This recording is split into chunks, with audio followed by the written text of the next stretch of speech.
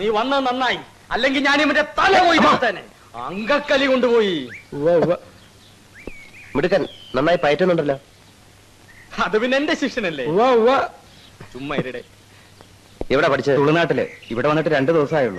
അത് പറ. അതല്ലേ എന്റെ പൊന്നനിയ, സ്നേഹം കൊണ്ട് പറയാ, അധിക ദിവസം ഇവിടെ നിൽക്കരുത്. ഇപ്പൊ അനിയ നന്നായി പയറ്റുന്നുണ്ടല്ലോ, അതൊക്കെ പോവും, നാശമാവും.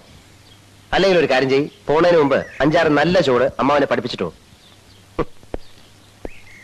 ഒന്ന് പഠിക്കേ, ബുദ്ധിമുട്ടില്ല, വളരെ എളുപ്പമാ. ഞാൻ പോട്ടെ. ശരി.